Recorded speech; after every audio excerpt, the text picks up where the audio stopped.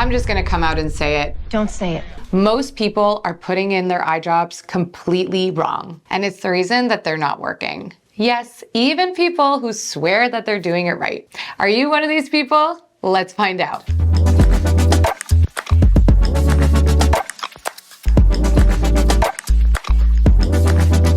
Hi, I'm Dr. C, a double board-certified optometrist and the owner of Eye Drop Shop. Welcome to the channel where I explain complex eye issues simply, giving you the knowledge and science-backed tools that empower you to start healing and feeling your best quickly. Today, we're talking about something so basic that most people think they're doing correctly, until I watch them do it. I know what I'm doing, Pete. Every week, I teach frustrated patients who aren't seeing improvement in their eyes how to actually put eye drops in properly. Because if you have dry eye, allergy, infections, or glaucoma, your drop technique literally determines whether the drop works or not. So I'm gonna share with you the exact checklist and the 3 techniques to make sure that the drop actually gets into your eyes and does what it's supposed to do. But right before we do, if you care about keeping your eyes healthy, comfortable, and looking their best, make sure to like, subscribe, and hit that bell so you don't miss our future videos. All right, let's jump in.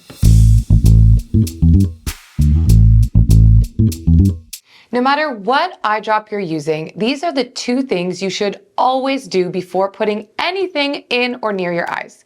Step 1, wash your hands. Non-negotiable. Just quick wash your hands, dry them because you are touching your eyelids. And we don't want any bacteria or anything else for that matter near your eyes. The second step is to check the expiration date and write the opening date on the bottle. So this is the big one that people don't know because we check the expiration date and that's perfect. But even if your bottle says that it expires in 2027, let's say, the drops are only good for about 3 to 6 months after you open the bottle, depending on the drop. So a nice little hack is every time you open a bottle, take a permanent marker and write the date on the side. That way you'll always know if the drop you're using is fresh and if the products inside are actually going to be effective. Great idea, great idea! This is a bonus. If you could have clean lids when you're putting eye drops, it's obviously better. It's normal to put eye drops when you're wearing mascara and makeup. We do it all day long and we have to. But if you can have clean lids and lashes, then it's just easier for the drop to get where it needs to go and you're less worried about smudging your makeup during the day.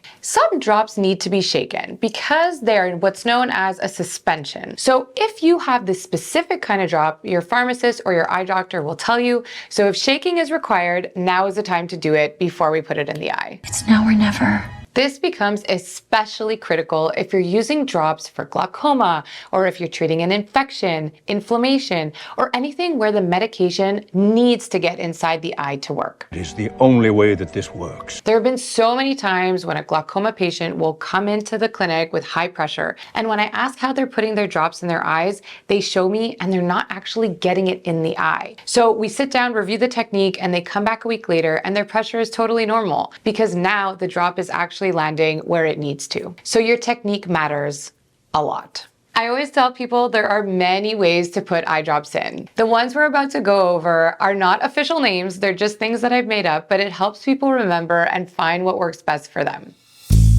Method 1 is the pocket method. Here's the thing, no one in their right mind is not gonna blink when they see a bottle coming at their eye. Challenge accepted. That is a normal human evolutionary reaction. Over time you get used to it, but at the beginning, everybody blinks. So here's what you do. Look in a mirror. You're gonna pull down your lower lid to create a little pocket. Look away from the bottle, that is the hack, and bring the bottle close, but don't touch your eye. Drop one right into the pocket, close your eye gently, and don't squeeze. Number 2 is the nose bridge. This is the best if you have shaky hands or you're scared of missing the actual eye. I never miss. The key here is you use your nose to stabilize the bottle. And we're gonna go through it step by step. So step 1 is you wanna lie back and tilt your head backwards.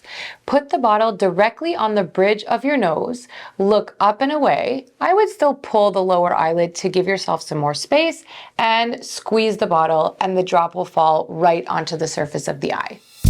Method 3, the Sleeping Beauty, and this is my favorite method.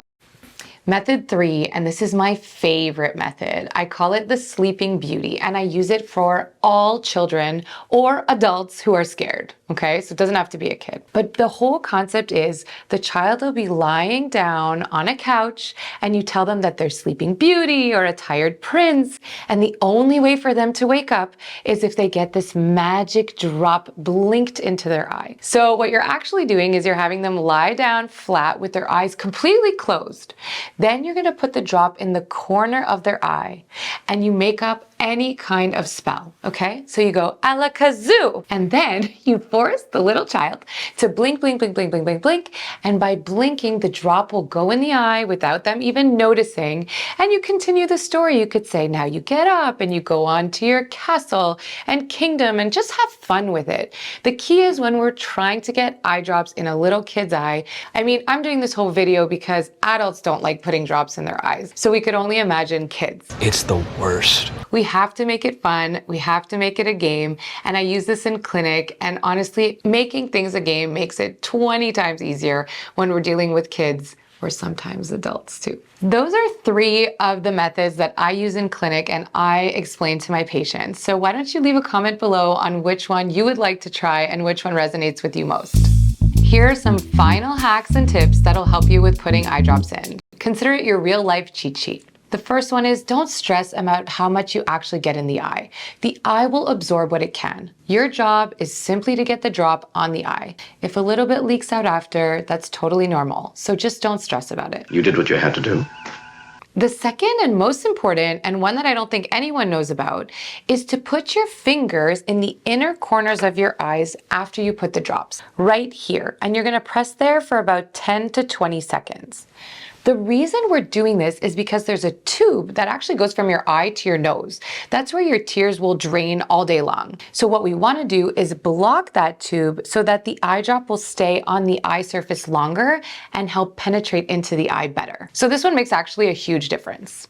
If you're using more than one type of drop, the key is to space them out. You really want to give yourself 5-10 minutes between each drop so that one drop doesn't wash out the previous one. That's very key.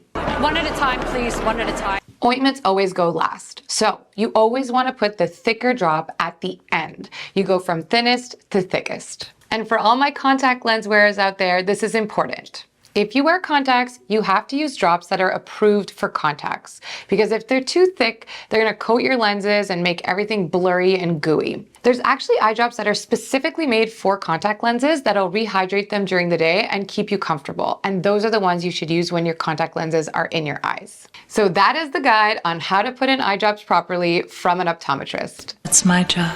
If this helped you, give a like, subscribe, ring the bell, and share it with people so that everyone can know how to put their eye drops in properly and get the help they deserve. I'm Dr. C, take care of your eyes, and I'll see you in the next one.